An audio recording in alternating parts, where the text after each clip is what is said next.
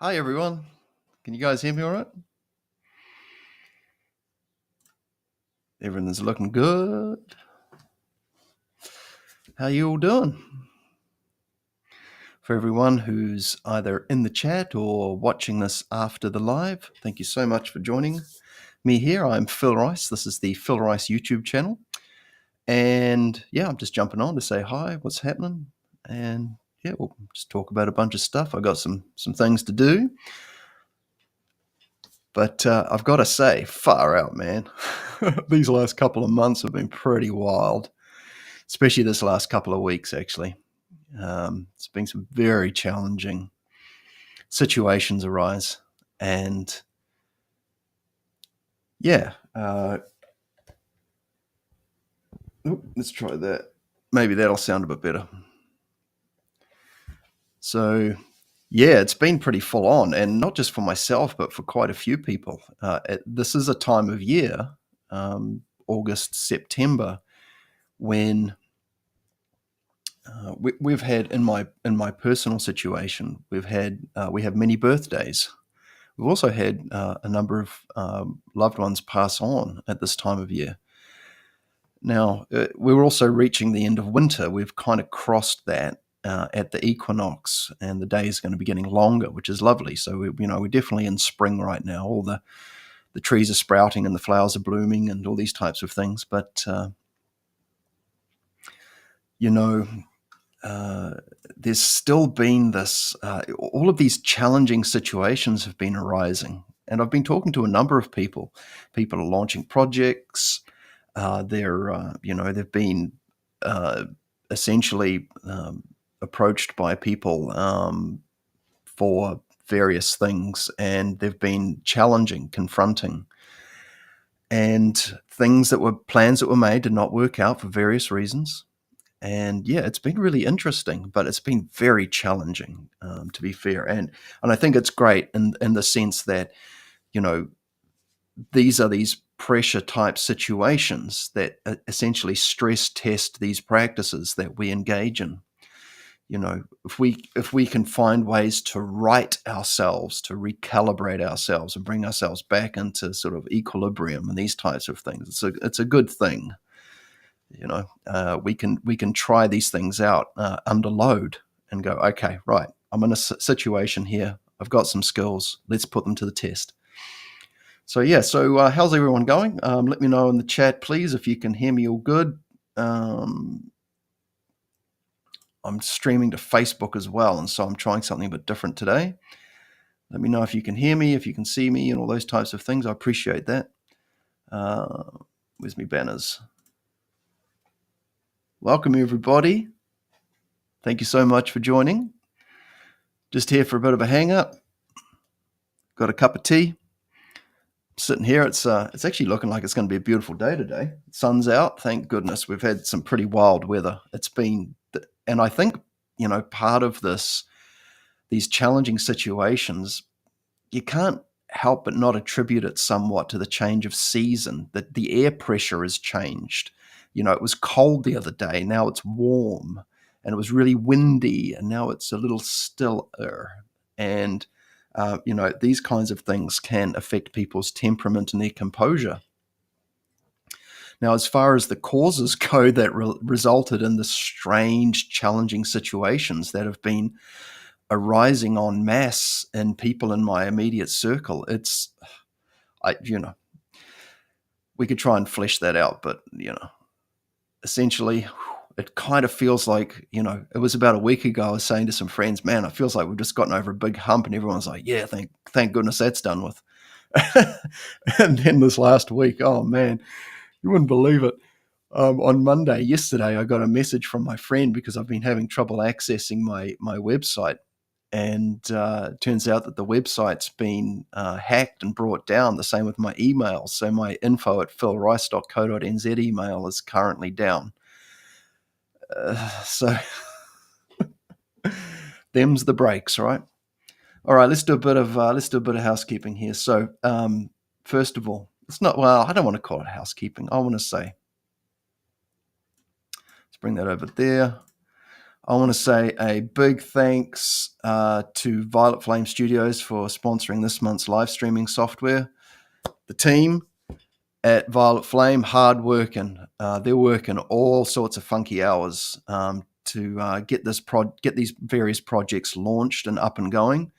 I was on last night doing a bunch of housekeeping. I've just uploaded a bunch of new videos to the Substack too.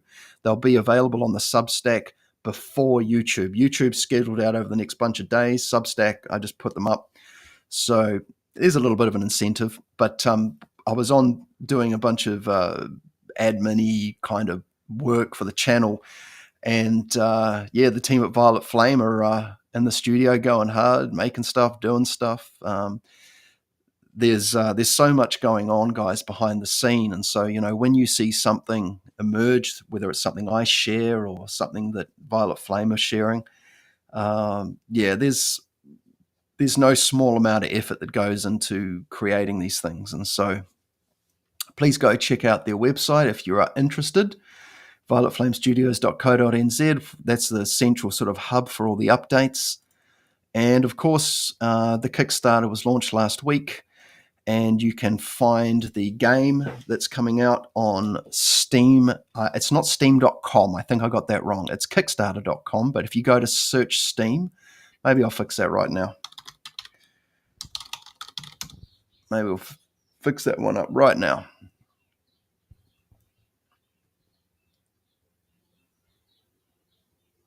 It's a weird one. I thought it would have just been...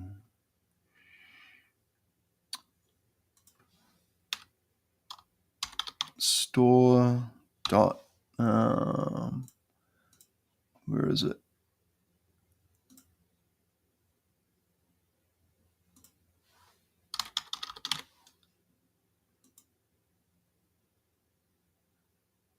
All right, let's try that out. There we go, store.steampowered.com. And I might actually just put some capitals in there, I think. Sorry guys, I'm just doing a little bit of stuff on the fly here. Yeah, so you can go and search for it. There's going to be if you go to the website, you can. Where are we? So there's this celebration of upcoming games on Steam. Apparently, I'm not that familiar with Steam actually. I like to play a little bit on the Xbox from time to time, but as far as this thing goes, there's a demo coming out very soon. So what you want to do is if you want to access the demo, the free demo of the game. Yes, there's going to be a free demo of the game coming out, and it's pretty awesome. Here we go. Violet Flame Studios will be releasing a free, for a limited time, demo version of Ascension, the Immortal Alchemist, for Steam's Next Fest. So what you want to do is you want to go to violetflamestudios.co.nz and sign up for emails and get on their mailing list, and they'll flick you through something about how you can get in there. I think it's going to be PC only, just saying. But go check them out, guys. It's all go. And check out their, they're on Facebook and this, that, and the other thing too. So violetflamestudios.co.nz. Thank you once again for sponsoring this live streaming software upgrade. Very much appreciated. And of course, you can support the channel at philrice.substack.com. And like I said, I've just uploaded a bunch of new videos up there too. I've clipped up the big long barred-in segments. I've clipped up the barred-in, like the 2.5 hour, 3 hour live panels. And I've got some more segments coming out, anywhere from 10 to 20 minutes usually, of guests answering questions and discussing topics and things like that. So if you go to substack.com, I would love it so much if you gave me your email address. That would be cool. We can stay in touch that way. That would be cool. Thanks. And of course, like and subscribe. These help too. All right. So what's been happening, everyone? Well, like I was saying before, there's been a lot of stuff going on in my part of the world, and it's been challenging. So I've been able to put some of these practices to the test, and had some great success with them too, I might add. Rooibos and vanilla tea. Yum. Okay. So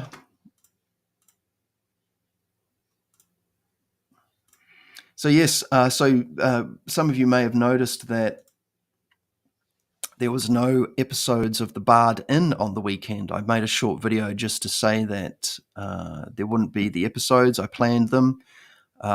Couldn't quite get the guest uptake. I had a lot of other things on as well. And so I just decided to think, you know what, let's just give it a break. It would have been cool to do a couple of Equinox sessions, but just what happened, there was a bunch of things and it didn't quite line up, and that's okay.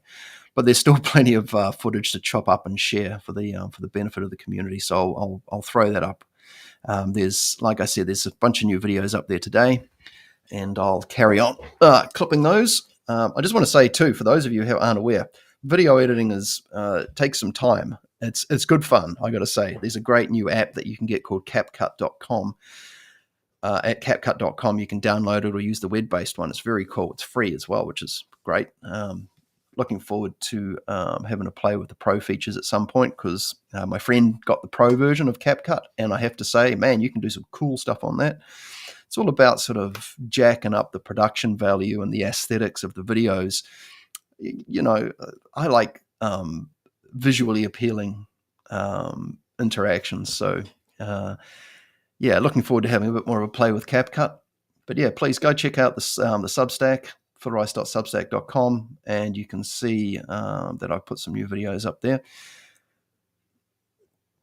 Now, what I thought I'd do is, while a few more people are sort of rocking into the chat, thought we'd have a look at my channel comments and just run through some comments here. Let's move that around. I don't think there's anything on here you guys don't need to see. Let's see if I can just get that a bit bigger. Let's see if I can do this. Oh, yep, there we go. Cool. Hello, everybody in the chat. How you guys doing? I trust you're all well. Oh, we've got a comment. What have we got? Hello, Nostalgia. Thank you so much for joining us here. I really appreciate you being here. Thank you so much. If you guys have got any questions, throw them in the chat. I'm just going to run through some questions. I haven't done any housekeeping on the questions, the replies for the channel for a while, so I thought we'd just run through some. You might have some of your questions up here as well. Happy Slappy. So this was Key to the True Kabbalah with Bob. This is an older video. It's done pretty well, actually, this one. Quite impressed with how well this one's done. The most viewed video that I have on my channel is the interview I did with Bob on initiation into Hermetics. That's over 4,000 views now. I'm pretty impressed by that. Crowley did this stuff a long time ago. I can't comment on that. I haven't done a huge deep dive into Crowley. Personally, it hasn't overly interested me. I've read a reasonable amount of his stuff, but hasn't kind of gained the traction with my interest. But doesn't mean I won't have a check out. Now, moral relativism. So this was a chat that I did with Bob and Mark.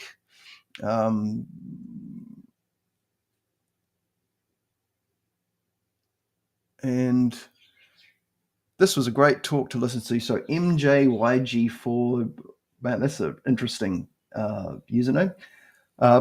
This was a great talk to listen to. Thank you, gentlemen. My question is, how does this apply to reforming oneself?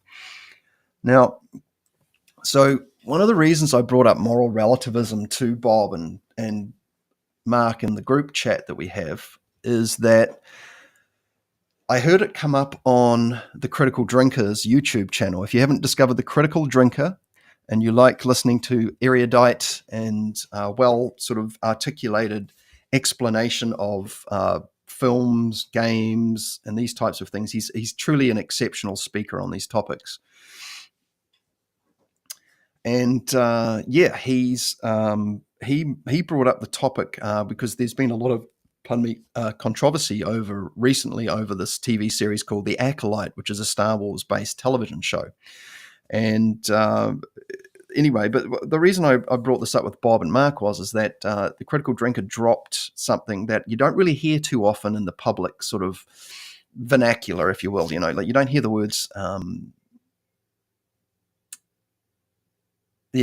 much, and you don't hear it so much in public. This topic of moral relativism, which is basically like you kind of choose what is right and wrong, and it's a very subjective kind of way of operating. And what it does, though, is it infers. What's going on here? My computer's doing all sorts of funny things. Let's just turn that off. So but I also came across moral relativism when I started listening to the Mark Passio podcast on What on Earth is Happening. That's a very powerful podcast. He's a spicy agent, is our Mark Passio, but he gives compelling evidence for his conversation, and he's also a very well-studied occultist. And I just wanted to bring this up because Critical Drinker mentioned it, and Bob and Mark were keen to talk about it, and we talked about it, to the extent that the sort of the scope of the conversation allowed, and yet, this is a relevant question. My question is, how does this apply to reforming oneself? So, do our decisions affect the external world? Can our decisions affect our internal progress? I think that's a fairly common, that's easy to answer, yes. And do our decisions affect the external world? Well, yes. I mean, if we act upon them, we can say things that can be considered an action. But, with this idea of, another way of talking about it is objective morality, where we can see, the nature of our conduct. How does this affect the world? It's a bit of a big one to flesh out, but are there mechanics that recognize right conduct from, say, wrong conduct, and how do we kind of draw a clear line between that? Right and wrong, maybe not so useful. Maybe correct and incorrect in operation. If we're seeking genuine development, then we don't really want to attract negative karma so much. Like we don't want to put shackles around our ankles that we don't need, or get ourselves entangled up in other things. And how can we measure objective morality in the external world? Does it even exist? I'm at some point I've got another guest I may bring on about this. It's worth fleshing out. It was great to get Bob and Mark's take on this, but essentially, my view is that there is a kind of a morality. The results of the when a decision is made, if it is a decision based on morality, that's based on it's kind of like where I'm going with this is there a connection between morality and universal law principles? And that's kind of the conversation here. So, can we see the results of the nature of our conduct? Can we see the results of our decisions, of our actions? Man, maybe I should have got a coffee instead. It's about 9 o'clock. Just trying to get my head around. This might be a bit too full on for first thing in the morning. I have been up for a few hours, to be fair. I've been up practicing and training and that. So, but we didn't quite cover what I was hoping to in this, but that's okay because the gentleman certainly elaborated on things. And I think if we want to build a caring, compassionate, just kind of community, village, society, whatever, we have to be mindful of, what are we participating in? Just, well, everyone does it, so, there's nothing wrong with it. What actions are we taking that are actually transgressing natural law principles or universal law principles, or going against, an evolutionary process. I'm probably floundering a bit for words here, but we may be participating in things that are in contradiction to these universal laws. We may be, actually, and one way of framing this might be we are contributing towards some form of disharmony. And we may be told from a group that, no, it's fine. It's fine. And yet, does karma, does the brunt of karma get shared around? And I had this question posed to me once. Who is more morally culpable? The order giver or the order follower? The person giving the order or the person pulling the trigger? And I talked to a friend of mine who was in the military, and that conversation came up with their pastor or their padre. And he said, well, the up tops will, like it's okay, you're doing it for the right reasons or something like this. And it's like, well, there's obviously variables involved. But I think that's a relevant question, who's more morally culpable, the order giver or the order follower? And yeah, something worth contemplating on anyway. I'm going to keep moving along here. I'm going to answer this one at some point, but I'm just going to scroll through them. The earth is the spiritual trap for evil beings. They can't leave, we can. Okay. Yeah, I'm not sure. Things can travel as far as I can tell. I don't know. I haven't personally been involved in a lot of spirit magic, so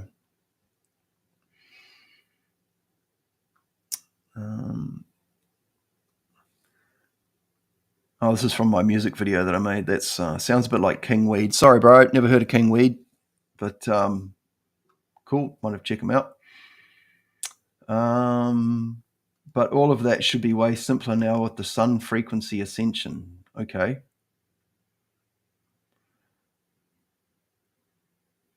In a hyper-moralistic world, we also see the weak are in charge and have the money and the power. This leads to corruption because decisions at the highest level are being made by naive cowards. No wonder why peaceful times lead to warlike times and vice versa. Yeah, I would say that there is a facade of ineptitude, basically a front of bumblingness that gets put out. If you look at these cartoon character politicians like Biden or Trump or Boris Johnson, is this really the best that society has to put forward? It's all, I find it all to be pretty much PR and marketing, and that, they get up on stage and they kind of don't know what they're doing. And, but in the meantime, they're also creating these very, very complicated sort of policies and things. And so, like I said, there's an apparent facade of ineptitude that is being sort of pushed out to the public. And so the money, I mean, if you want to know about money, go and explore, these places like BlackRock and Vanguard. I mean, BlackRock is a, multi-trillion-dollar hedge fund that has shares in so many of the media companies like Disney and who else? Game companies as well, the big game publishers. And they openly came out and said, basically, if these places don't pull their weight, we're going to cut their funding. And, they have an agenda and they're pushing it, and they have the means for disseminating this information. So, yeah, I think that whatever sort of, I mean, I've pretty much been quite open about it. I'm apolitical. I don't really hold a lot of stock in the political process because it's just so influenced. And the people who are out the front, that they're not. It's disingenuous. That's not what they're like. Their public face and their profile and their private faces or whatever are so far removed from each other. So it's really just, like I said, I just find it really disingenuous, the whole thing. And, they got money for this, that, and the other thing, but all the people who are living in cars who don't want to live in cars right now, they're probably looking at all the expenditure going on in my local neighborhood and that and going, wow, this is great. I'm really glad for the new roads and the new this and that. But, I'm working 2 jobs and I still can't, feed my family. So, yeah. I'd like to hear the opposite conversation because right now in the West, people are far too moralistic and that's being used to enslave them. If you want to understand true morals, just look at the Gita, because in that, the real God is telling the hero to do his job and kill millions of people. Most of these people are his family members also. The universe seeks balance and it's willing to get it at any cost. If divine providence comes down and says to you, hey, I've got a job for you. Yeah, okay. You got to be satisfied it's legit too, right? Because, things can appear to be other things. And so there's a vetting process. And I'd like to think that if you had a visit from DP, it would be, okay, yeah, this is legit. But yeah, I've had people hit me up about wanting me to have the opposite to these conversations on. I'm not really interested in hosting debate, to be fair. I didn't set this channel up for that personally, to hold counterpoint conversations. I was more just like, I wanted to get a couple of reasonably intelligent chaps on to have a conversation about something. And, Bob and Mark are reasonably intelligent, I'd like to think. There may be some things they're not aware of, but that's all of us really, isn't it? Yeah, I'm not really, I don't know. It doesn't, I think that, if you want to see a counterpoint conversation, start up a chat or get someone on and have the chat. That's cool. All right, what do we got here? How do you attempt to discuss the future of humanity and not even mention the elephant in the room of climate change? Some of us actually foresaw things happening now and we foresee much more. I don't see them having any spiritual access to special knowledge here for egregores and community. Yeah, I mean, some of the stuff, like, it's pretty old. So I can't recall how that relates to that conversation exactly. But, I think, like, what I've seen over the last bunch of years is that there's been a lot of stuff pushed that's been misrepresented, and it's been presented as something other than what it is. And there are people who will benefit from this, and yeah, I don't know. It's there's a lot. There's a lot, isn't there? Oh, this is a great response from Mark. It's very simple. Address what you can change and not spend time on topics most viewers already have information on. Okay. I think address what you can change is good.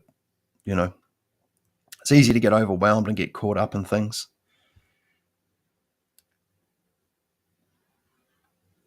Oh man, there's a lot of comments on here, isn't there?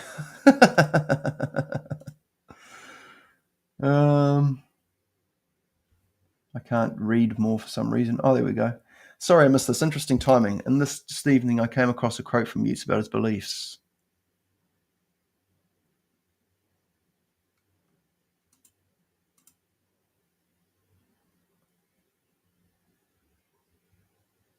Yeah, cool. I like that one. That's really nice. That's a great one. Thank you, Freitas Spiraverius. That the borders of our mind are ever shifting and that many minds can flow into one another, as it were, and create or reveal a single mind, a single energy. That the borders of our memories are as shifting and that our memories are a part of one great memory, the memory of nature herself. That this great mind and great memory can be evoked by symbols. Yes, that's a great contemplation. Oh my gosh, there's so much on here.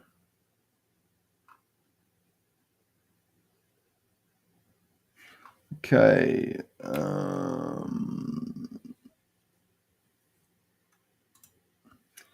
There is a program in Germany to make people wait for heart and lung transplant to do weightlifting. To make people wait to do weightlifting. Because usually doctors advise the opposite. If your heart is weak, don't stress it. But there they do it under medical supervision and obviously in a very controlled manner. And their logic is that if you need to go through surgery like a transplant, you say, oh, nice. Thank you, Denny Jane. Yeah, I think when it comes to, there's always new discoveries in the field of medicine and in health and these types of things, where things we may have held to be obvious and real have been overridden by new studies and these types of things. And there is a lot of bias in the various academic communities, and with my own personal experience over the last bunch of years, I have to say that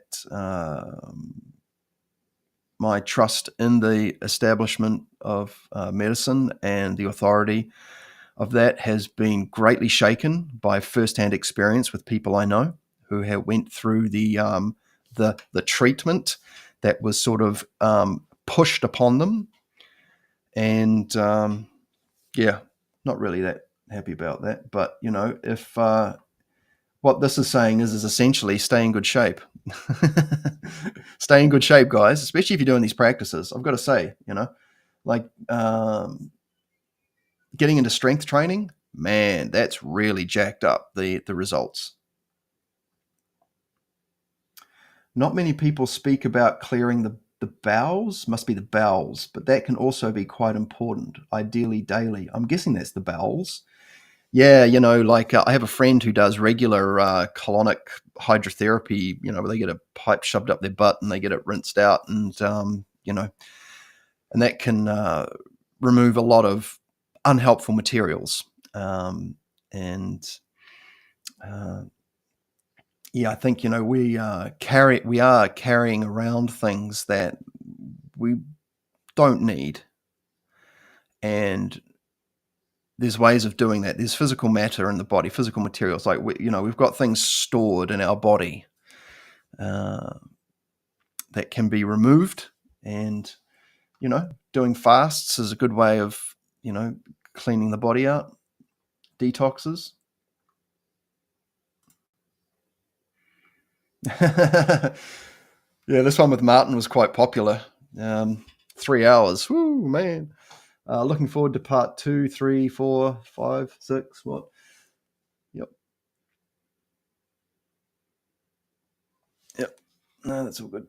Yeah, we'll do another one with Martin for sure. Very generous with his time. It was a good catch up, actually. Phil, can you talk more about the water you drink and why? Well, so I did a whole bunch of research years ago on water, different types of water quality, water filtration, the structure of water. There's a great book by Jerry, what's his name? It's called The Fourth Phase of Water. And I can't remember his name. Jerry Pollock, that's the one. Excellent book. Learn all about water and about when water comes up against the side of its vessel, how there's what they call an exclusion zone, and the water is different there. It's quite interesting. And it turns out there's lots of different types of water as well, which is quite curious. And you can structure your water differently by moving it in a certain way, stirring it or rotating it. There's you may have seen those. I think it's not Vernerdi, it's a Verdi or something, or it's a wine, something to do with wine, and it aerates the wine sort of thing. You can get these things with water too, that they run down in a certain rotational direction, and I think it's to do with opposing Coriolis forces, or the direction of the Earth spins, and it changes the structure of the water. Where have I seen this? I think Victor Schauberger talks about this too, about water currents and how water moves. And that's very interesting. But yeah, as far as the water that I drink, I've got a water system that I use. It's from a company called Waters, waters.co.nz. I believe they bring out the tech from South Korea. They do a lot of the design work for the local, for the basically not the filter. They don't design the filter, but they design the containers and things. Like we've got a jug upstairs, and it alkalizes it, mineralizes it, magnetizes it, takes all the crap out of it. And for me, super critical, it removes 99%, and apparently it removes 100, but it's very hard to say 100%. It removes 99% of the fluoride. We've got a distiller upstairs, and we've used it to distill the water. And the crap that's in the bottom of the bucket once you distill this water, it's pretty serious. And yeah, so I've hooked up some friends with this water system, and they lead unhealthy lives. I got them to get a water filtration system, a good one, not the pedestrian consumer level stuff you get at the supermarket. Forget about that. You need to do your research. There's a bunch of really good water filters out there, but this one is a portable one. It's the only portable fluoride filtration unit that I've come across. But my friend's, he's a smoker and a drinker, and he's pretty overweight and all these types of things. He's got heart problems, and he's got family members with heart problems. They got this water filter, and within a few days, they were noticeably in better shape. He rang me up and he's like, bro, man, I don't know what's going on, but we feel much better. There's a noticeable change. You think about the role that water plays in the body. It's the transport system for information, and for removing and for circulation. And, the body uses a lot of water. We're something like 75-ish%.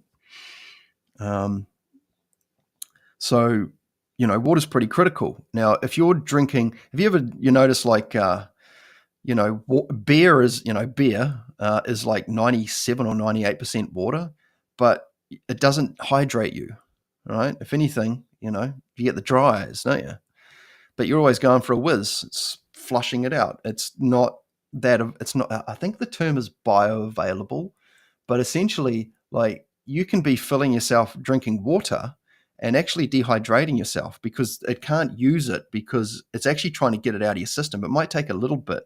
But someone I was listening to was talking about it'll draw the hydration it needs out of the bone marrow, and you can become micro dehydrated. And there's all these things. So, we had a campaign running here in New Zealand where they were saying, drink, 8 glasses of water, or, something like 2 liters of water a day. That's a lot of water. And that's based on the municipal tap water. Well, I was doing that fine. And then I got this water filtration, and suddenly I don't need to drink as much. I'm getting all the hydration I need. More of it's staying in my system and being circulated and used, as opposed to just being flushed out because of all the crap that's in it. And once you start using a high quality water filtration system, and then you try going back to tap water, forget about it. Game over, man. It just tastes terrible. And just because the local people, like the authorities, might say, no, it's fine to drink. It's like, yeah, cool story, bro. Cheers. You got to be vigilant with your health, peeps. I'll tell you what, like they sell cigarettes. There's nothing good about those things, right? Maybe, not that crap they sell over the counter anyway. I know there's some organic tobaccos and you can grow your own and stuff. I mean, taking in carcinogens like burnt hot air and stuff into your lungs is, that's going to have an impact. But, if you read labels on your food before you put it in your trolley, I got onto that early on after I started meditating. All of these things, these obviousnesses just started appearing in my consciousness. It's like, bro, read that label. So I'd go through the whole aisle of canned tomatoes. I'd be like, 60% tomatoes? What the hell's the rest of it? There's some water in there, and then there's this list of other stuff. And then there was one can that was 100% tomatoes. I was like going, well, that's the one I'm going to get. But if I just shop like I do and just buy things that are on special, I could be putting all sorts of crap in my system. It's a bit of a process too, like it's even like trying to get organic food. Like I eat as organic as much as I can. And when I go off it, there's a decay and a decline that I notice. And then when I go back on it, because it's expensive to eat organic, but ideally you grow your own organic food, of course. But I notice it when I change back. That's why I find sometimes you've got to go and revisit some of these old bad habits and poisons to really appreciate how far you come and go, oh, that's right. Like I can eat some wheat products fine, but some, man, the next day I'm messed up, And I don't think it's the wheat or the gluten. There's all this other crap in there too. It's like there's a simplification of things, like there's vegan junk food out there. Just because it's got the word vegan on it doesn't mean it's good for you. It can still be full of crap. It's good to be vigilant. But yeah, this the water. Yep. So hopefully, Doug, that answers your question. Phil, I'd be interested in listening to another conversation that touches upon food ingestion and interacting with other people who may be trying to distract. So, Doug, thank you. Yeah, I mean, next time I have someone on that does this. In fact, I'm hopefully going to have Dee Dee on from Cheese Skills. She's like a 5-element Chinese food specialist, and it'd be great to chat to her about food. I've gotten a lot from listening to Cheese Skills. If you guys haven't checked them out, actually, I'll put a banner up here. Let's do this. I want to do some shout outs.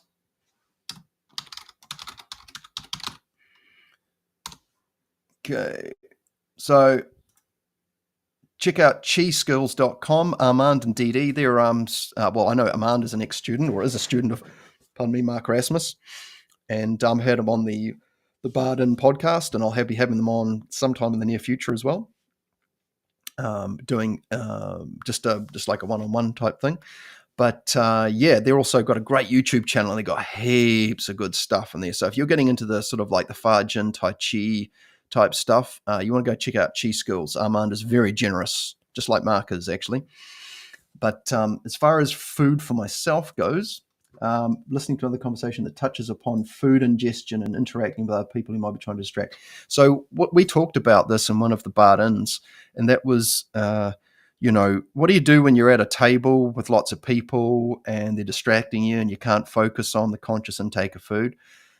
I would say you just, it's overwhelming. You don't even bother. It's not even a battle worth fighting, in my view. If you're trying to remain focused with noise and people chattering, if you can tune it out, awesome. Sometimes I can, sometimes I can't. Generally, what I'll do is I'll just, if the people aren't into it, I'll just do my own little blessing and bless everyone's food, and say, if it's okay. And I'll just wish the eating event to be healthy, nutritious, wonderful, and just sort of add to the situation that's playing out. Like seek to embellish or bless the situation, and just enjoy a good social eating situation. I can be conscious. I can be conscious of what I'm putting into the food to some extent, but I mean, most of my eating I do by myself anyway. So, the odd social situation with eating with other people, that's fine. But yeah, I mean, if you're hardcore, man, you're just going to have to learn really good concentration skills. We've got to get Martin to compete with Brian Johnson in the Don't Die folks. I think Martin's just dropped a video today about that, actually. Don't die. Bob made a great video, didn't he, about treating, what did he say? Treating aging as a type of illness. I really enjoyed that, actually. It's a great frame of mind. And Martin made a video too where he's talking about longevity practices are pretty much mentioned in all of the traditions, and not always necessarily immortality, but just longevity and living well. Theoretically, if you're living well and eating well and getting exercise and doing good things, that should contribute to a longer lifespan. Oh, okay. Okay, so he does know about that. Okay, so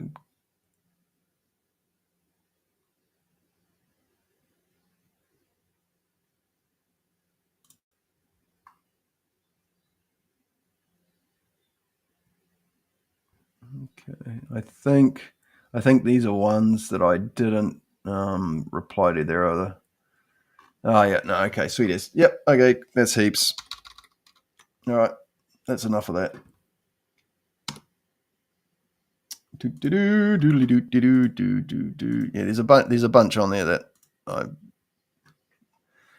there's speculations and criticisms and things like that. I'll do that another time, maybe. All right, let's have a look. What are the other things here? G'day, Phil. G'day, Oswald. Any familiarity with Jeffrey Cripple, professor of religion at Rice University? Only then he's put. Oh, okay. I am aware of Rice University, not just because my last name is Rice, but no, I'm not aware of that particular person. Morality is a tricky subject. Yeah, I think when we've got a scientific basis, so if you do something that harms another person, then that would be considered, in my view, a transgression against the natural law principles. Everyone has the right to do stuff that doesn't harm another person. And so it really comes down to what this topic of rights. And Mark Stavish dropped this on a podcast recently with Jake at Mystery College. And Mark says basically you've got no rights. Rights are a human construct. And while that certainly may be the case, that there are rights that are fabricated by institutions, essentially you have the right to do whatever you like, that as long as you don't harm another person. If we just keep it at the human level there, plants and animals, you can get into that conversation go on and on. But as far as other humans go, if you impede another person from their walk, then you're kind of like, if everyone is indeed a creation of the Creator and in the image of God, then there's no hierarchy there. It's the common denominator. We've all got the right to live, and but when we say we have the right to food and we have the right to this and we have the right, basically nobody's got the right to with my walk, and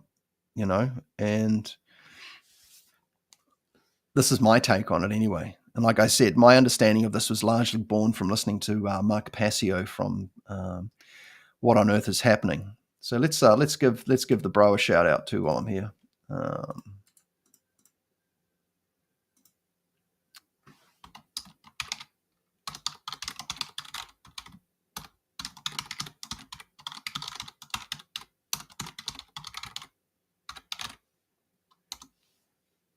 Cool. All right, where are we? Mark Passio from whatonearthishappening.com. That's well worth checking out. I've got to say though, be mindful of fact. He's one spicy character. He's an anarchist. He's an ex-Church of Satan priest he's incredible stories. Has a lot of interesting people on. An excellent explainer. Go onto his YouTube, actually. He's got a lot of great, really long presentations on everything from the Hermetic principles to moral relativism to you name it. He gives great explanations of these things. Might be time I brushed up on a bit of Passio, actually.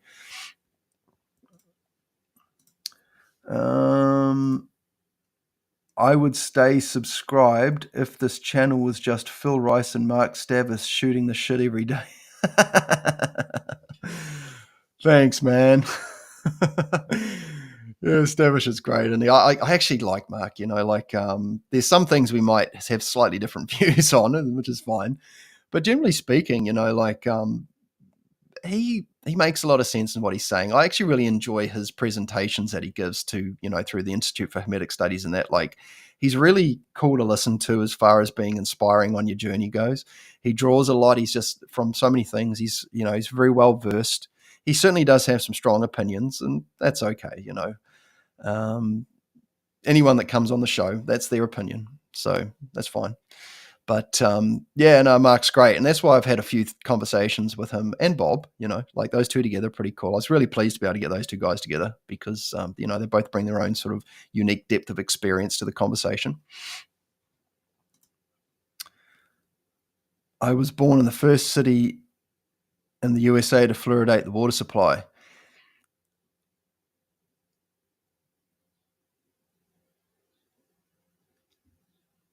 Yeah, so that's another thing, is like that whole fluoride conversation. Like I was saying before, yeah, I'll just have my water vanilla, please.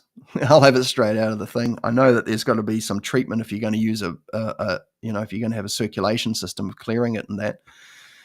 But the technology's out there that doesn't require guys in hazmat suits to pour this crap into the water. The images are all up there. You can go see them, And yeah, I don't want to go into it too much on the channel. Like I could go, there's a lot of things that I could talk about, but really I'd rather just stay on point with the topic. If anything, guys, I would just say filter your water. That would be my recommendation. Get the highest quality water, highest quality food, the highest quality sleep, get your breathing sorted out. Those are your 4 primary needs. You can only go so long as a human without those things. How long can you go without breathing, right? How long can you go without water? How long can you go without food? How long can you go without sleep? Food and sleep, they're a bit different though. One can be before the other, but generally you're breathing. But the thing is that you tick those boxes every day pretty much because you have to stay alive. Given a few days, how many minutes for air, how many days for water, how many days or weeks for food, and how many days. And I think sleep is, you can go longer without food than you can without sleep. But you can also improve upon the quality of those things. So you can take your water game to the next level, get the highest quality filtration. Seriously, whatever you're putting in your body, the more care you take with that, you're basically saying, hey, thanks, man. I get this cool vessel to rock around the planet with and do good things, or whatever it is that I want to do. I'm grateful. I'm going to treat it well. I spent the first half of my life just living like an absolute slob. I've got some images of me. I'm overweight. I'm pasty. My skin's terrible. Just so much, and I'm surprised I didn't end up having a heart attack, although I'm kind of wondering if I did at some point. But yeah, I've got to say, once I sort of started looking after my food, started paying a bit more attention to what was in the food and reading labels and things, everything started turning around there. It's like you start giving a shit about what's going on in your life, about what you're putting in your body. It's a good thing to do. Give a shit about what you put in your body and who you surround yourself with and what you do with yourself. Pays good dividends. That's what I found anyway. Blessing in disguise. I might not have developed an interest in hematics if I hadn't.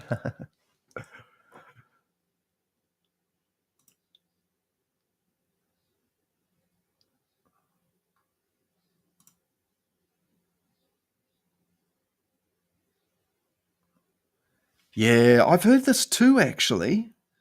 Distilled water. I've heard personally that the best is the mineral water out of the spring, because it's completely natural. Distilled water is an artificial process, largely. That we kind of mimic from water evaporating up.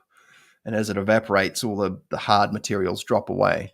But yeah, I've heard that distilled water, because they say you shouldn't drink it. It's like laboratory water.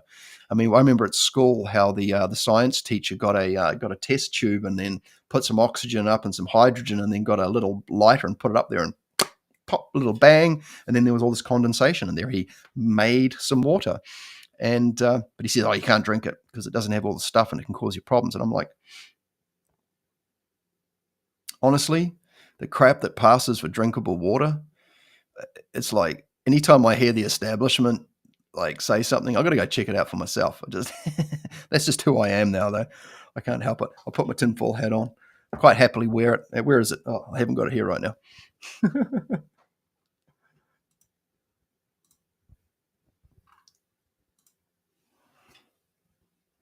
Welcome, everybody. Thank you so much for joining me here. It's a Tuesday morning. It's about 10 o'clock here in New Zealand. The sun's out, still a bit windy, a bit chilly. Probably go for a run after this. Not going anywhere just yet. Just enjoying hanging out with you guys. If you want to stay abreast of what's going on and get some early access to some of the videos and clips and things I'm making, go to philrice.substack.com. Trying to get everyone to rock here. As much as I love YouTube, awesome. If you go to this one, there's no ads. You can get the audio feed.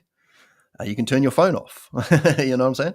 And and if you choose to say get a paid subscription, I think it's $5 or $6 a month. More of that goes back into the channel. YouTube take like a 30% cut, man. I'm actually thinking about turning all that YouTube monetization stuff off. It's kind of creeps me out a little bit, to be honest. I've got no problem in putting up a thing where you can make a contribution. Like, I got no problem with that at all. I know that's a bit of a point of contention in parts of the community, but whatever. If you like watching my stuff, you like watching my stuff. I don't have a paywall up for any of the stuff that I make. So, but yeah, you can go there. And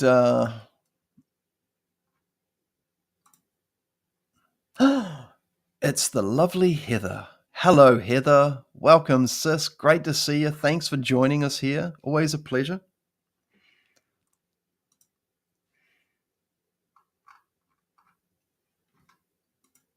I just want to say too, so I did share this before, but I want to share it again.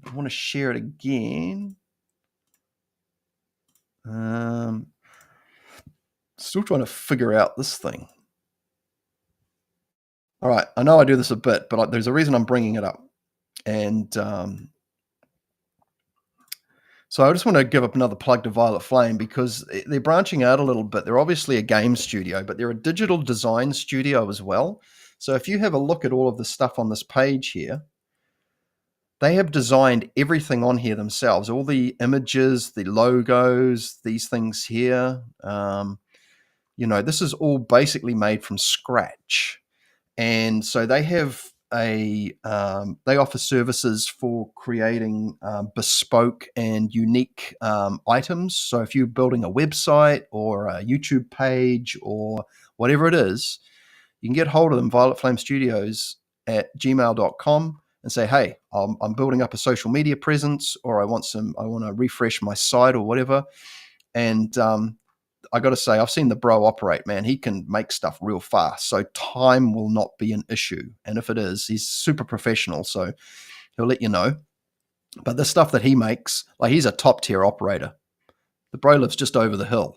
I mean, it's pretty amazing even how I met the guy. It's personal. I won't go into it, but yeah, and he knows some people I know. It's pretty funny. The world's such an interesting place, isn't it?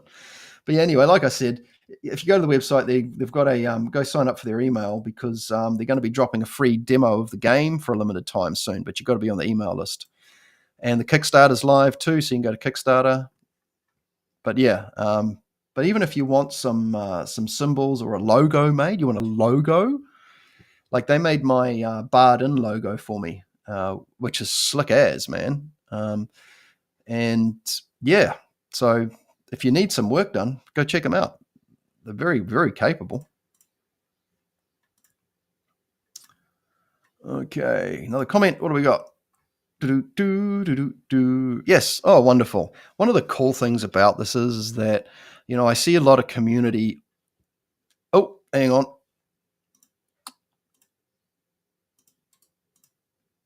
Oh, let's just put one of these up. I need to get one of these back in 2 minutes. All right. Back in a couple of minutes, guys.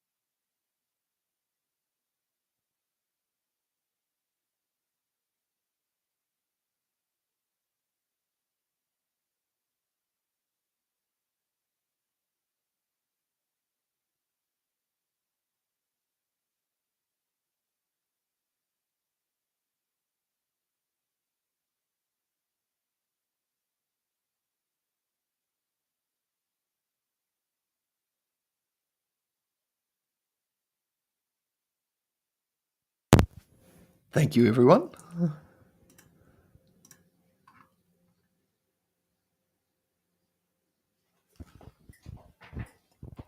Okay, so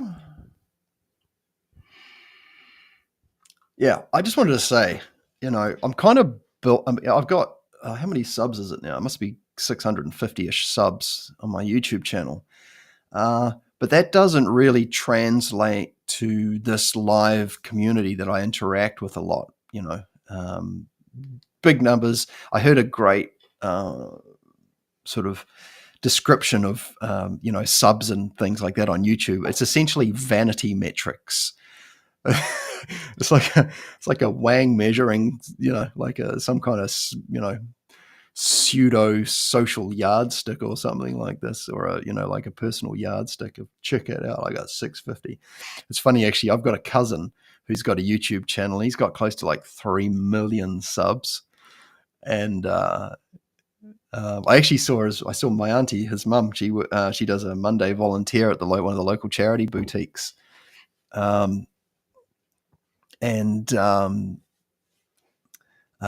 yeah, she says, "Oh, what are you up to?" I said, "Oh, I'm running a YouTube channel." She goes, "Oh, yeah." So she's going to go check it out. She might be a bit shocked. What's this guy into? Funny. Woohoo,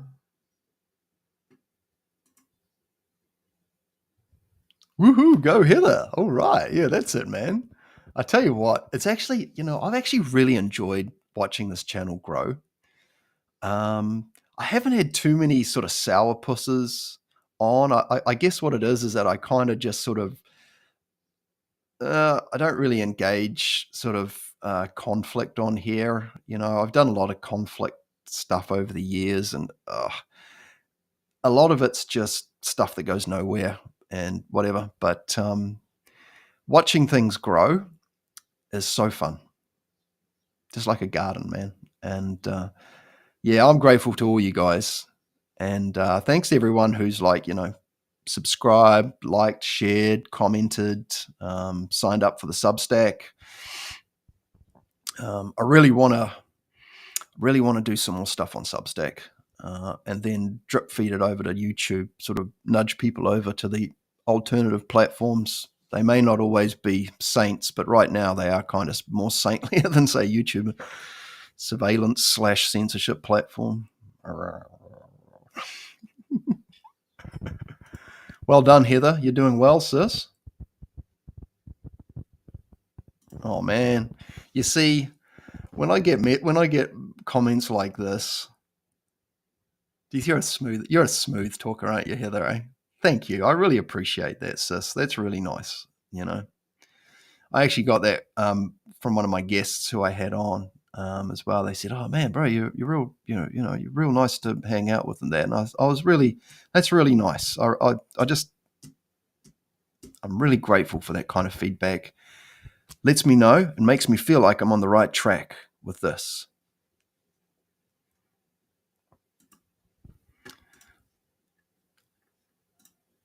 So,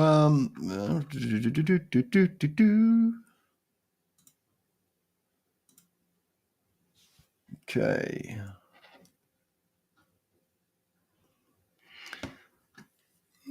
Now, I thought that because I'm always sort of playing around with what I do with these lives. You'll see my thumbnails changing, and I must say I'm not always the most photogenic person when it comes to my thumbnails. I'm getting better at making them.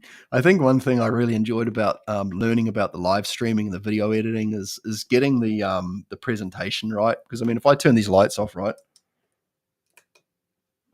looks pretty budge, eh? You got to have good light. So that's one light, and there's two lights, and it's like, there we go. It's a bit too bright now. But just working on production, after being a stage musician, and and it's all about your stagecraft and that, because you're trying to create something for people that'll be watchable. I mean, there's some old Mark Erasmus videos where you can't hear him. The audio's real bad, or it's scratchy, or he's got or even someone else who's got one of these sort of like microphone type earphone things, and it's rubbing on their things while they're talking. It's very hard to stay engaged with the conversation. The camera doesn't bother me so much, like unless it's a visual demonstration, which I need, real clear video. But generally, a lot of the stuff I enjoy is what I'm listening to. And if you can't hear it, or can't hear it that well, it can be a bit off-putting. Some of the guests I've had on have had real audio issues, and I can't do much with it. I can run it through all the filters and all the gadgets that I can. Although I have to say there are AI algorithms you can run things through, and it can tidy it up. But yeah, I say to anyone, that comes on, I'm like, man, like let's do a mic check first before the stream, just to check the levels and all that. I mean, I come from a music background of doing live stage stuff and working with kids and in concerts, and you're working with people that don't really know this stuff. But there's little things you can do that can just up the production quality to make it a much more enjoyable, interactive experience. And it's actually no different to, like the way you approach your exercises. If you've got a good, clean, clear understanding of what you're doing, then, you can just sit in that space and do the thing. There's not little noisinesses getting in the way that are like, hey, you, yeah, hey. Trying to grab your attention and sort of pulling you around the place. But what I'm going to do is I've got initiation into Hermetics here. I'm just going to flick through, put my finger in, and I'm going to put it in, all right? So I'm going to pick a page, and then I'm going to read a short passage out of it, and then we'll just have a chat about it. Sound good? All right, let's do it. Okay.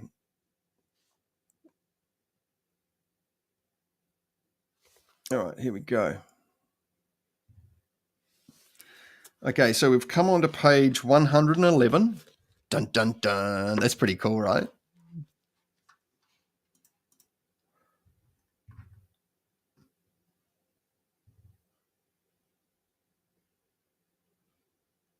Yeah, absolutely, Heather. I wasn't inferring anything there, but yeah, it was still nice. I appreciate you, sis. See you later, Randy. Have a good dog run, mate. Okay, so let's read page number 111. So so this is about room impregnation. Okay.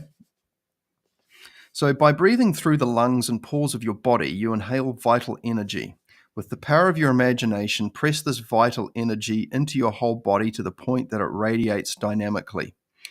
At this point, your body should be like a luminous power, a focal point or burning point. You could easily make the statement that it is an individual sun. With every inhalation, increase the compressed vital energy as well as the luminous power and fill the room with it. With the help of the emanating energy or the radiating power, the room should literally be as light as if the sun were shining.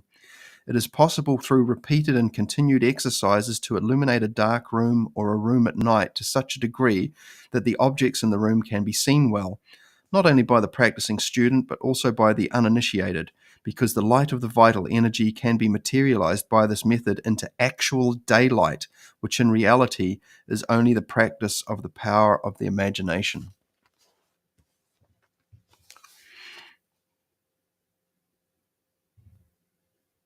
I'll read this one too. The magician will not be satisfied with these phenomena alone, for he knows very well that the vital energy possesses a universal character. Not only is the vital energy a carrier of ideas, thoughts, and wishes, but also the manifester of his imagination. He can attain everything through this vital energy. However, to realize this is a matter for the plastic imagination. So there's quite a bit that's being mentioned there. But I think even outside of room impregnation, having a very tangible experience with vital force, right? And so we may think of, packing the body, in Qigong, you're packing the body. And I'm not talking so much about things like meridians, as opposed to this feeling that you can build up and then you can breathe it and you can pack yourself and you can pack yourself. I could choose better words, right? But essentially, there's several phases you go through in working with vital energy. First of all, you want to get the feeling of of something moving in and out of your pores, out of the shell of your body. So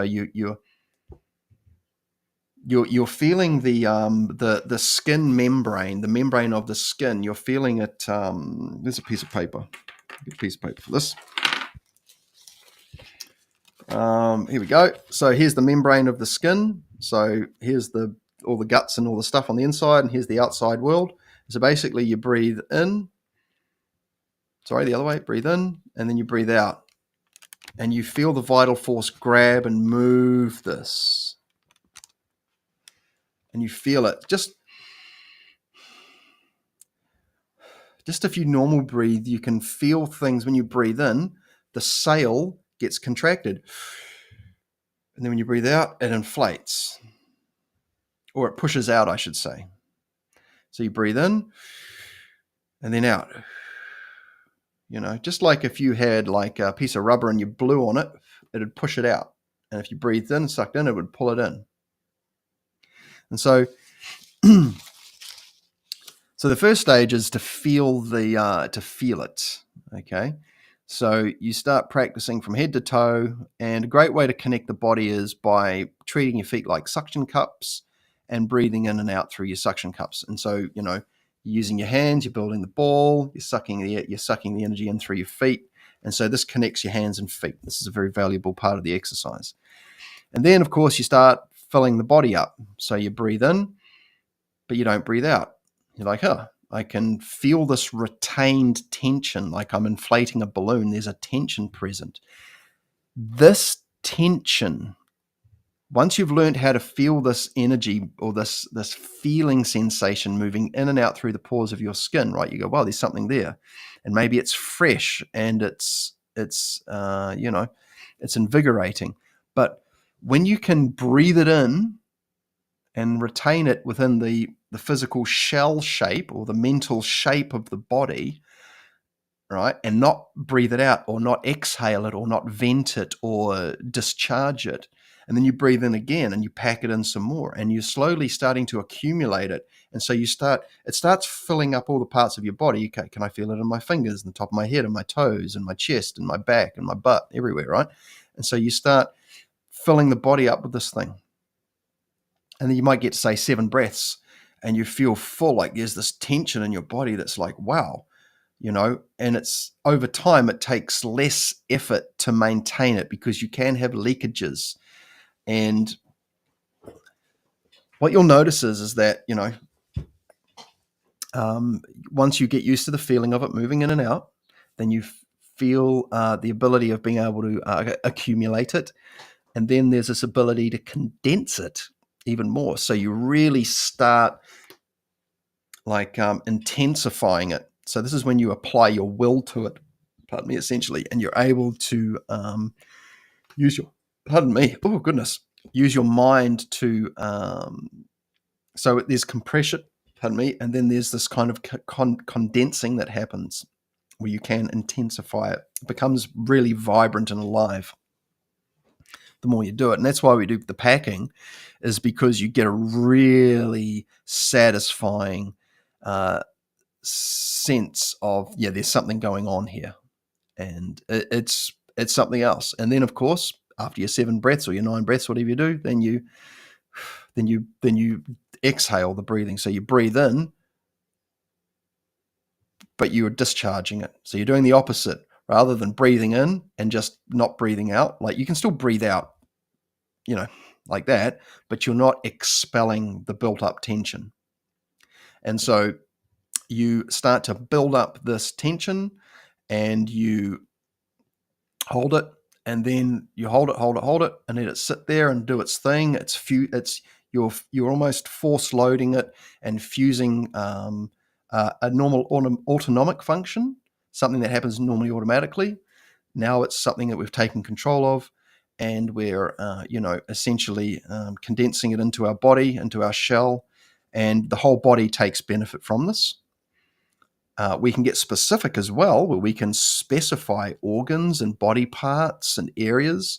Like in Reiki, for example, you have these solo hand positions, and there's not so much accumulation and condensation or condensing that's in the Reiki canon, but there is this, like you treat your head. You put your hands up by your head. Your head's very sensitive, very sensitive. Your hands and your head, all these sense input gates. You put your hands up here and you sit like that for a bit. People in Reiki will sometimes put their hands on. Problem is, as soon as you put your hands on, you feel the cold or the hot of your hands. You feel the tactile sensation of your fingers gripping your head or whatever. I would say don't touch. Don't add another layer of sensation to the experience. What you're doing is you're trying to feel the subtlety. Okay. But yeah, so, like I said, there's the feeling of the energy moving out. You're basically like rinsing yourself, which is a good practice. And then, so you rinse yourself and then you accumulate it, which is like packing. And then you intensify it. Like you've got the feeling there and then you apply your mind to it and you see how you can play with it in your mind. And then the last phase is that you expel it. So you breathe in basically like just air and then you flush it out. You want to flush it all out. And, you want to do just as many flushes as you did charge ups, if you know what I mean. So if you do 9 breaths in, then you do 9 breaths and expel it. And, breathe in through your crown and through your base chakra as well. These are good things to do.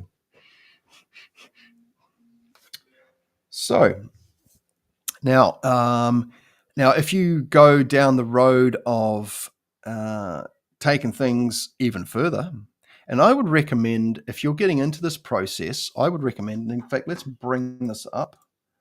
I'm going to give you guys a reference point for a book. It's not cheap, but you can get a Kindle copy of it. Let's just bring this up.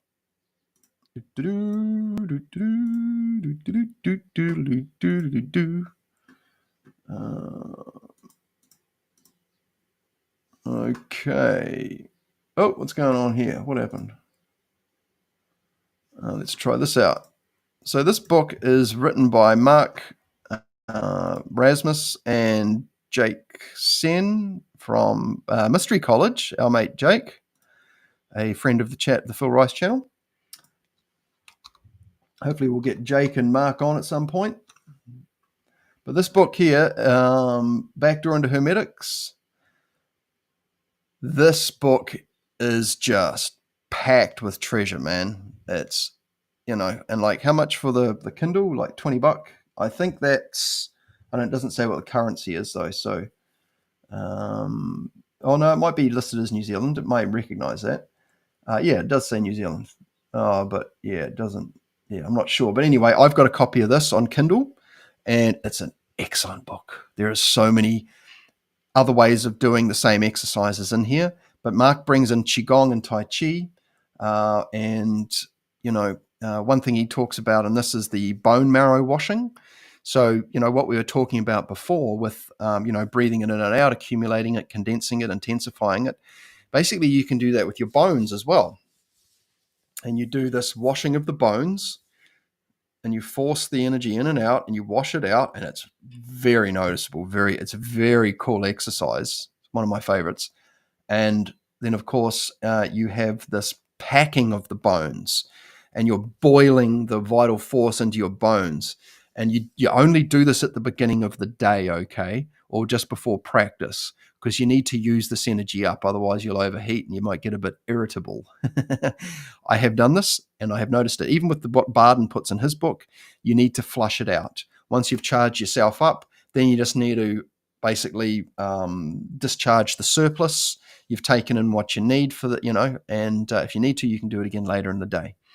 But yeah, this book here, well worth checking out, guys. If you're looking to if you're getting into initiation into Hermetics and you're looking to build up your, and you like Mark Rasmus's YouTube channel, I strongly recommend this book. This is a wonderful book. There's so many good, there's just a lot in here. It's a very generous book. And it doesn't exactly line up. It's listed by step, but it doesn't exactly line up with initiation into Hermetics. But once you read it, you'll get the picture.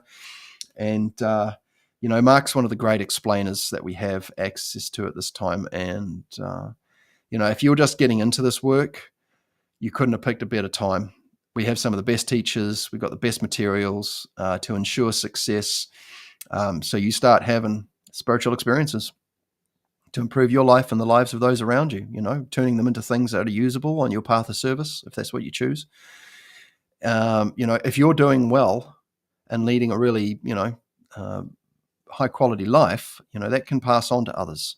And it generally does. It influences those around you, because as we become, as we work through these exercises, we become more potent in how we influence the world. And that's also unconscious processes as well. That's why we've got to keep on top of, our black and white mirror and these types of things, because, we don't want to unknowingly be causing harm or problems to others, right? But as far as potency goes, man, it's a good time to be alive as a practicer.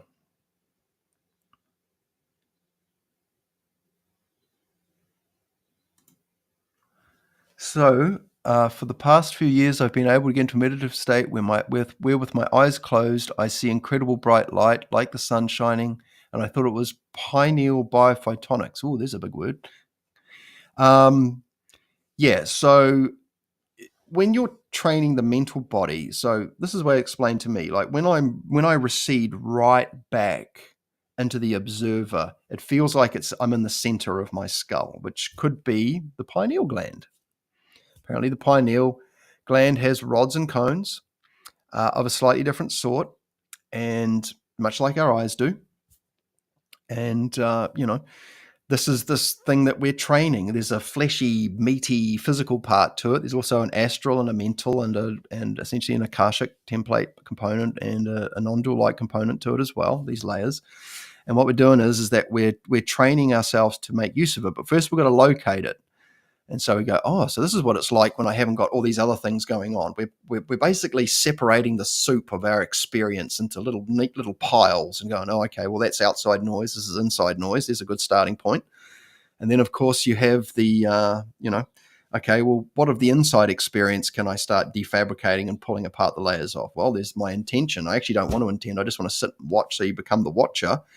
And then you watch your thoughts rise and fall away, and you come back in. And obviously, I think it's the second step of the training, we practice visualizing, like putting images in our mind's eye, holding it there, and we're burning in this what you might call a spiritual interface or a spiritual TV screen or just a mind's eye. We're building that through holding images.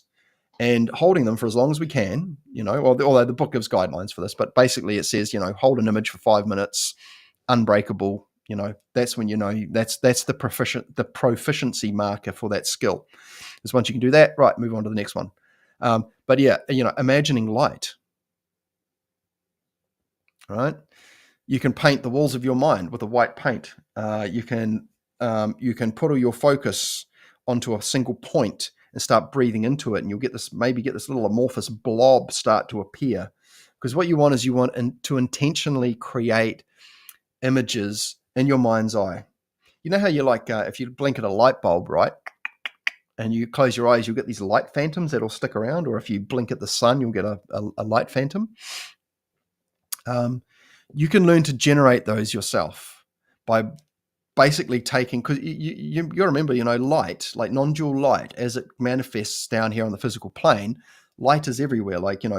Everything's made of energy, right? And energy's made of photons, apparently. Well, okay, I'll pull that back. It's not made of photons, but light is the essentially the stuff that stuff's made of. And that's a bit of a loaded statement, obviously, but think about it like this. If you can generate your own light internally, then you can start changing that light. If you can because at the moment you close your eyes, right, and it's black. All right, it's black or it's this weird stuff. You put your hand over, you put a mask on, it's like, yeah, it's pretty dark in there. There's a bit of static and noise. And maybe you'll see the odd light shining, shooting past, and that can be fun to watch. But where the real action is being able to self-induce these processes. And so, being able to generate your own internal light, then you can change that light into different colors, and then you can shape it, these types of things. So, it's like with the vital breathing, first of all, we start learning how to feel vital energy. And then once we get really good at that, then what we can do is we can start transforming it into other things. We can transform it into the elements. We can transform it into the Kabbalistic letters, which are, a much greater extension of sort of like a breakdown of the elements, if you will. And so we take these incremental steps towards having tangibly satisfying, real, wow, this is a thing. Oh, okay, cool. All right. And you go step by step. Don't jump ahead and get, you got to be mindful of delusion. Okay. And you want to have that, I think healthy skepticism is such a valuable part of your worldview. But it doesn't mean you're closed-minded. There's a big difference between being an open-minded skeptic and a closed-minded skeptic. I'm an open-minded skeptic. It's not like the word skeptic gets incorrectly used. There's these people out there that are just dismissing things and that's a load of crap and science doesn't say this or blah blah blah. That's more scoffing. I've met plenty of people with curious, inquisitive, investigative, academic, scientific type mindsets who are genuine scientists. They're happy to explore anecdotes. I mean, I don't consider anything in my healing diary that my healing diary is basically me keeping records of the experiences that I have as part of my practice. I don't see that so much as proof of energy healing's real, man. Here's the proof. It's more like these are anecdotes. That's a much more useful kind of language to use when trying to convey understanding to others. Because there's certain words you're going to use and they're just going to set people off. It can kill a conversation. And, stink for you, stink for them, It's not meaning that we have to pander our conversations to meet people where they're at, but you kind of got to meet people where they're at. If somebody shows a genuine interest in what you're trying to talk about, then, it's an opportunity to practice your communication skills, interpersonal communication with talking about spiritual things. You've got to remember that most people on the street, depending on where you live, they're going to have a different understanding of a word. You're going to say a word and they're going to go, well, that means that, or it means this, or it means that, or it means that. I mean, it's let's take, let's pull a tarot card out here. All right. So, let's pull out someone like this one here. All right. So there's the Tower. Okay. Most people see that and go, oh my gosh. Or another great one. It looks bad. It looks evil. Where's another one? One of the classics. That's the Nine of Swords. That's another one. The Ten of Swords is another one. The Death card is another one. Depending on who you show these to, they're going to have a different reaction or response or relationship to the imagery. It's not. It's not. I just there's some things that we can be reasonably solid. If you walk off a cliff, you're going to fall down. That's pretty solid. I have no doubt there's some people that can get around that. I have no issue with that. Generally speaking, for 99.999% of us, we're going to walk off a cliff and yeah. But, some things are going to have people are going to have different relationships to that thing. They're going to see it differently. And, that's why I think Hermetics is so great, is because it's personally testable. My gosh, I remember doing Golden Dawn rituals, just like, like doing the LBRP and the middle pillar and the Kabbalistic cross and doing that. And that's a fun way of exercising your imaginative capacities. It really is, But the thing is that you've got to do that a lot and you've got to remain engaged. And yeah, I think that, say, initiation to Hermetics helps to add perceivable value to that process, because you can kind of break down the little bits and build those little muscles up. So it's a much better experience. I don't really do the GD stuff so much nowadays, but where was I going with this? I lost my train of thought. But when you're communicating these topics with people, it's good to get a grasp of where people are at. And as you develop your intuitive skills, and just by natural sort of, it's just a byproduct of the practice, you'll be able to pick up on, where people are at and how to talk to them best, because they're going to be some people who genuinely want to know what you're talking about. I had someone hit me up the other day in a cafe about Reiki, and I started talking about the vital force phenomenon, how we can use it to, basically enhance our lives and, pull it into the body and jack yourself up on it. And then you flavor that with the precepts, do not worry, do not anger, be grateful, be true to yourself, true to your way, be kind to yourself and others.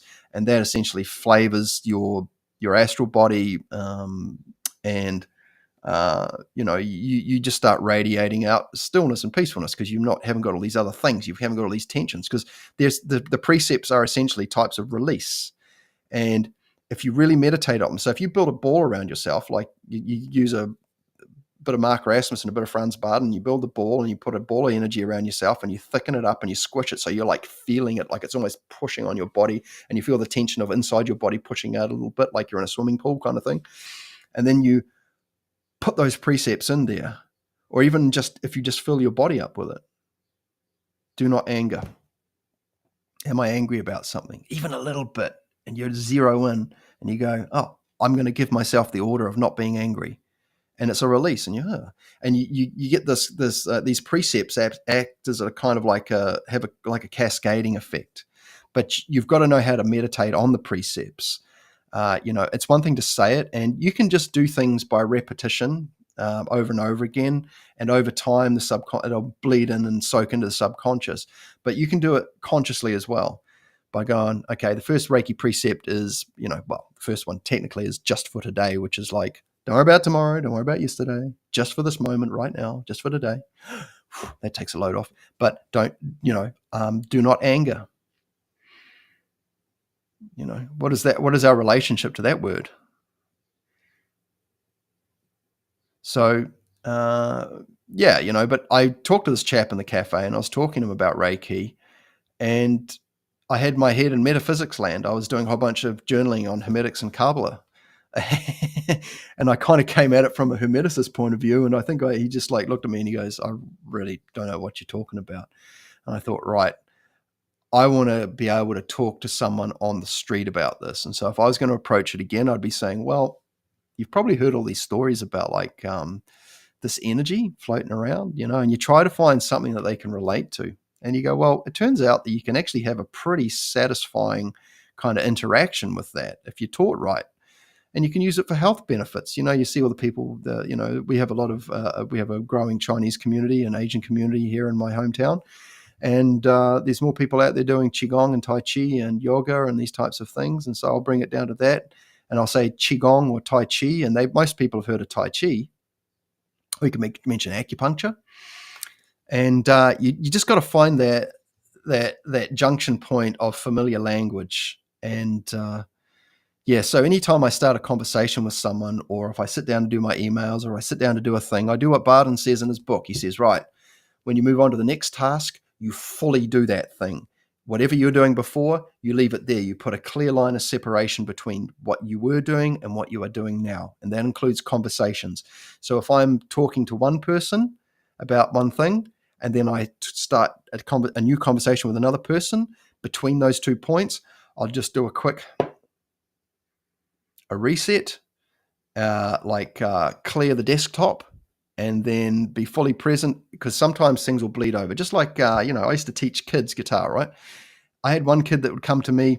He'd come to me dressed in this big trench coat. Why? He had just come from rugby practice. It was one of the two. He'd just come from rugby practice and he'd changed, and he was, after guitar lesson, he was going to swimming practice. Right? So he was doing 3 things in a row, and he was dressed for the thing and the next thing or the previous thing. And he was really good. He was able to concentrate, but I could tell that he was, there were other things. There's things that happen that can capture your attention. So, but I was pretty good at getting the kids' attention. You had to be good, because I was teaching in all sorts of places when I'd go to the schools. Some schools had a music room, which was awesome. Sometimes I was teaching in the dental clinic, this tiny little room, and some kid had to sit this way and some kid had to sit around here because it wasn't a big room. You're trying to make everything work. The other one, of course, is, and this relates directly to our practice as well, is that you can have too much visual stimulus in your practice arena, in your practice environment. I basically took all the posters and the pictures down off my bedroom wall. I only have images that are placed there intentionally that serve a purpose of some form. I'm not noisying up my visual environment. I mean, the house that I live in, that's my father's house and my grandparents' house. It's a very old house. There's a lot of memories here, and there's pictures up on the wall everywhere. If I turn the camera around, you'd see. But it's not really conducive to concentration. And once you become clairsentient, just closing your eyes doesn't cut it anymore, because you can still pick up on the energy of these things. These things are old. Lots of people have looked at them. There's things going on in these images that involve people, and lots of other people have been involved, and so they have a residual kind of quality to them that is quite tangible.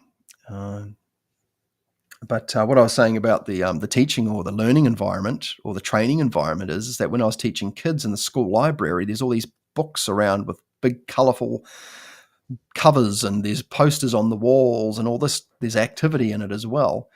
It was fine, though, because we could make a bit of noise in there because it was an active environment, in the library because it was after school, not during the school day. Problem is, all the kids would be like,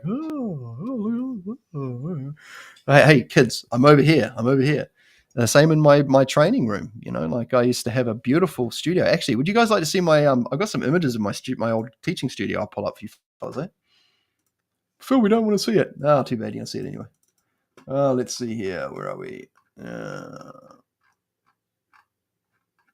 I had this really awesome teaching studio that I built up. Let's see if I can find it. Oh, yeah, here we go.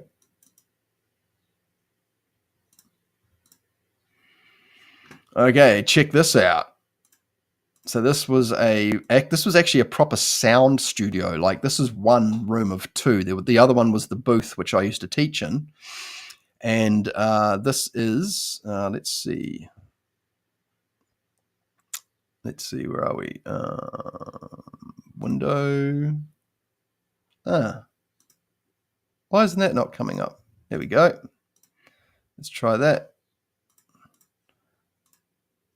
Okay, let's go. Dun, dun, dun. So this was my teaching studio.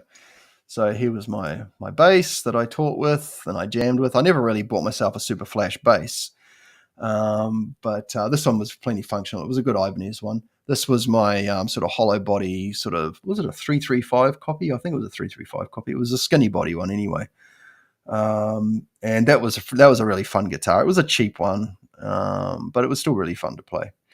And then, of course, that was one of my main weapons. That was my number 2 guitar, which was an Ibanez sort of wizard neck that I put a couple of ZZ Top Pearly Gates humbuckers in, and that really spiced it up. Probably wasn't quite the right pickups, but the ones that were in it were real like metal pickups, and I like them to have a bit more of a rounder bluesy tone. But right there, that's my Mesa Boogie amp. That thing was an absolute beast, man. And, oh, wow. I know the one. Yes, I've had a jam on one of those. I think that's the same kind of one that Paul McCartney uses or used. So let's have a look here. What else we got?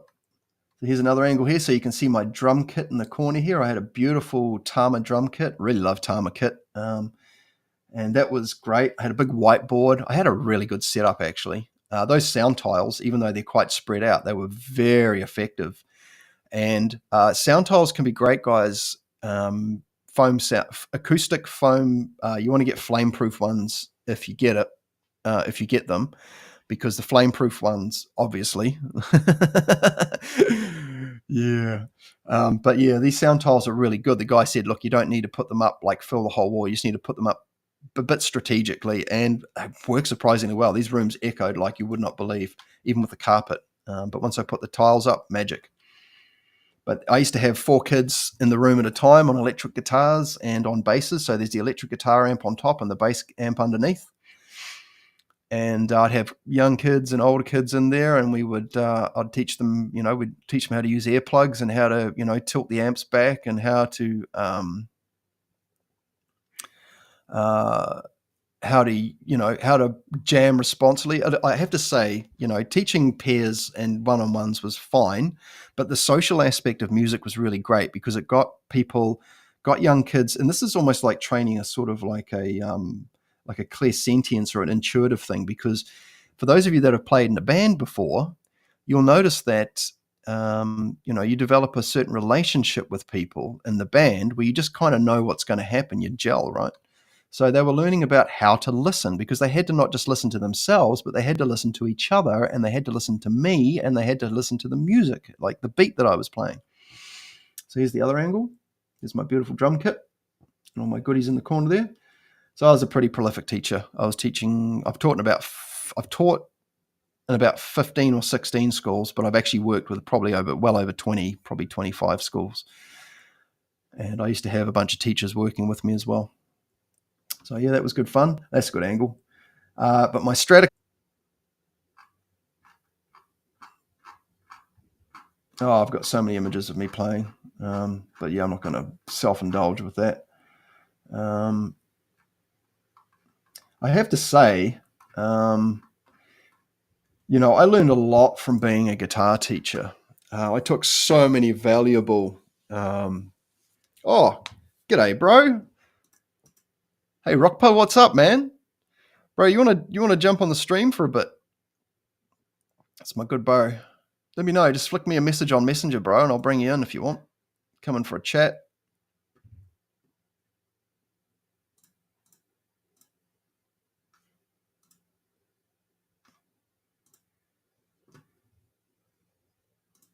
Oh, sorry, guys. I hate to keep doing this to you. Give me... I'll be back in 2 minutes. Hang on.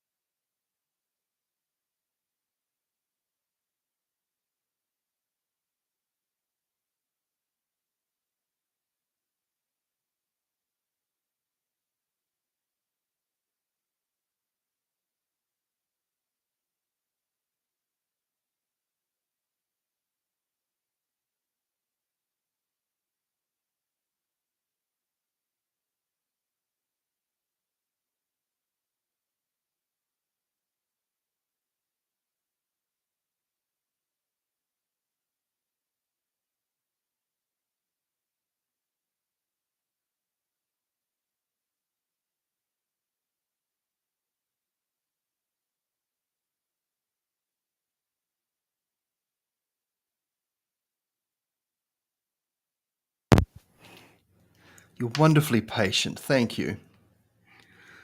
Life goes on even when you're doing live streams, right? Let's see. Yeah, cool. So wonderful. Thank you, everyone, for joining in. It's always a pleasure to see everyone here, and I love it that I have some regular people in the chat too. That's a lot of fun. I'm really grateful, guys. If you want to keep on top of what's happening, go to philrice.substack.com. I'm putting all the videos from YouTube end up on here as well on Substack, and there's no ads, and there's audio only option, right? And it's also not a big juggernaut like YouTube. And don't get me wrong, Substack are getting quite big, but in the meantime, they are nothing like YouTube as far as things like censorship and surveillance type stuff goes. That might not always be the case, but in the meantime, it's good. And you can sign up for the emails, for newsletters and things. So if you really like being... I have a friend who has clicked the notification bell and subscribe and set up everything on his phone so that every time I do a live or a thing, it pops up on his phone for YouTube. He's not getting anything. Are you guys getting notified? when I'm live or any of these types of things. The good thing about Substack is I can just set it up and do an email. Awesome. Although it hasn't got the live function operating yet. So if you like the channel, you are most welcome to hit the like and subscribe and share and comment and all those sorts of good things. I'm really grateful for that. Thank you so much.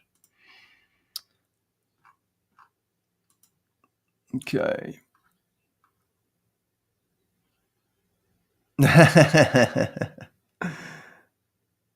Oh, you do. Thank you, Heather. I'm glad you can see them.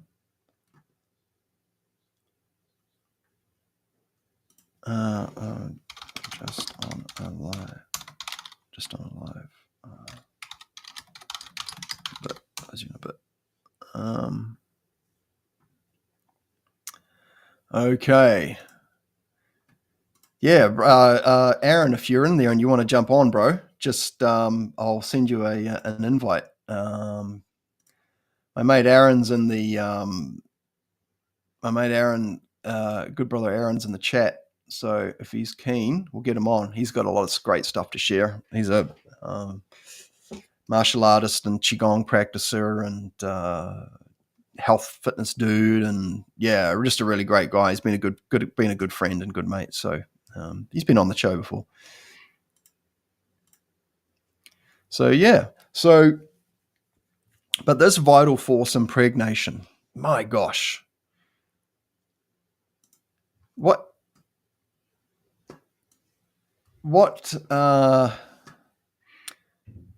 can happen is that you basically it's like water. It's a type of programmable medium, okay, that can do stuff for you. And all you have to do is, first of all, learn how to go, oh, there it is. There's a thing there. Am I satisfied that it's real, that it's actually a thing? And you keep doing it, and you keep testing it, and you find other ways to play with it, and you go, there's something going on here. And then, of course, now if you're aiming to somehow make it manifest $1 million, you might be sort of jumping the shark a bit there. Jumping the gun, maybe that's a bit on. From going from zero to hero with this stuff, you might end up losing a bit of gas because you're not getting results. You really want to have results, guys. You want to aim for results and be satisfied, having tangibly satisfying experiences, and that's why the incremental approach in Barden's book is so good. If you take the linear approach of just doing what the book says, which is do this, once you've got proficiency, then move forward, proficiency, move on, like that, that you can make that work. A lot of people will say that that's the hard way to go, even though Barden recommends it. I would say that for certain personality styles and learning types and that, it's absolutely perfect. But regardless, I'll just pull back and I'll say, with the vital energy, you can get into that straight away as a Reiki teacher or an energy healer who teaches, Reiki and energy healing, etc. The first thing we do is we want to connect with the energy. Now, Barden doesn't bring it until step 3, but essentially you can start playing with it now. Build the ball, get that feeling, and then you can do stuff with that feeling. This is a tuning fork. What I'm doing right here by building the ball, that's a tuning fork. Once I've got the feeling, then I can surround my body with it. I can pull it into my body. I can inflate my body, and then I'm using my mind to move it around. And you remember, like I said, you're incrementally convincing yourself through very satisfying and tangible means that there is a bunch of something going on beyond the mere physical, the mere whatever, that there's a subtle realm that exists already that you can interact with, but there's also an interactable, harvestable, explorable, energetic presence, which is essentially one of the first rungs on the ladder. From a felt sense anyway, because there's obviously the different sense gates because we experience the world through our sense gates. But this tangible thing, very satisfying.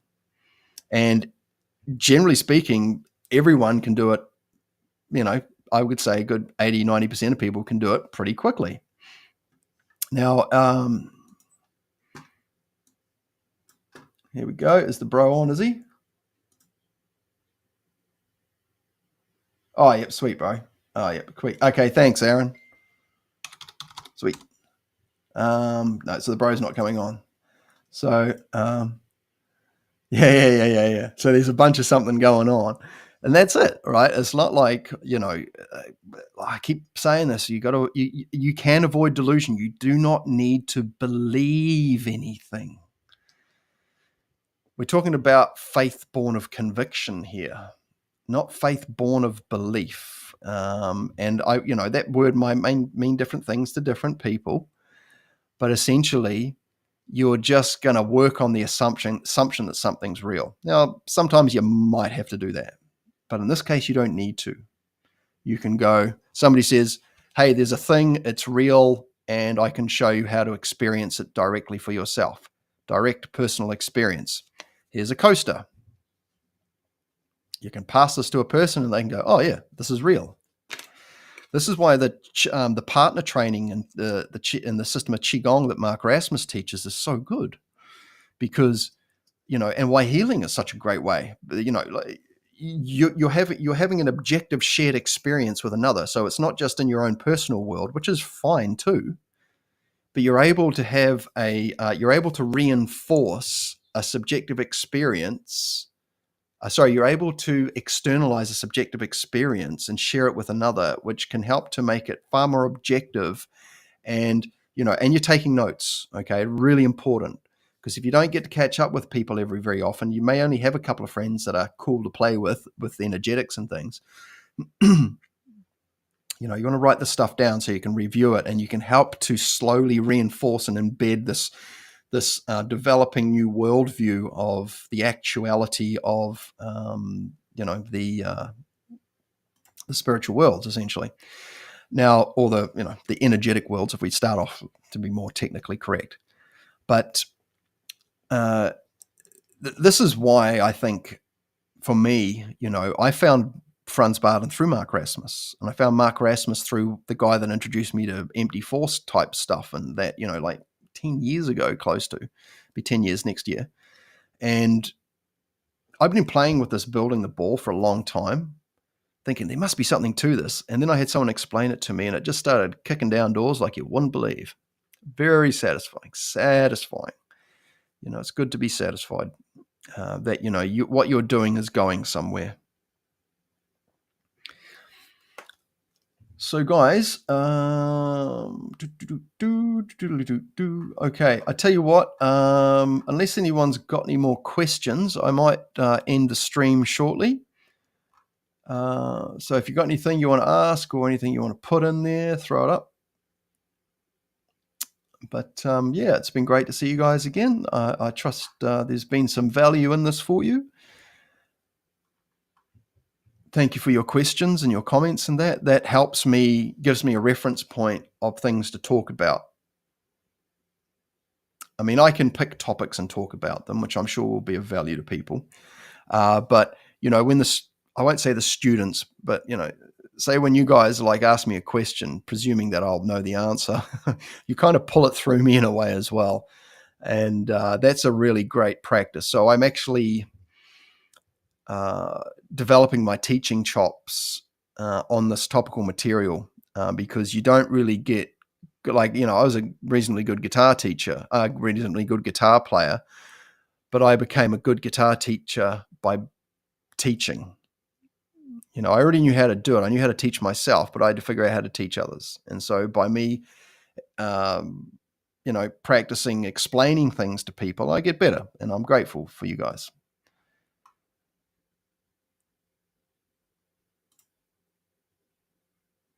Oh, thank you so much, Heather. It's always a pleasure. You have yourself a beautiful day, sister. I appreciate you being here. Thank you so much. Nostalgia, thank you so much. You guys are the best. And yeah, we'll see you all again next time. And I just want to say one last thing, again, just to drill it in, because I've just dropped some videos on Substack that are not on YouTube yet. They will be on YouTube, but I've scheduled them on YouTube, so they'll be released like this. But if you want to go binge some stuff, I've put some new videos up on Substack that are not on YouTube presently. And I will be doing some more video editing today to put some more stuff up for you guys. And there's some other things coming too. All right. You guys have a beautiful day. I appreciate you all. I really am grateful, guys. Thank you so much for watching. And please have yourselves a beautiful day. And we'll see you soon.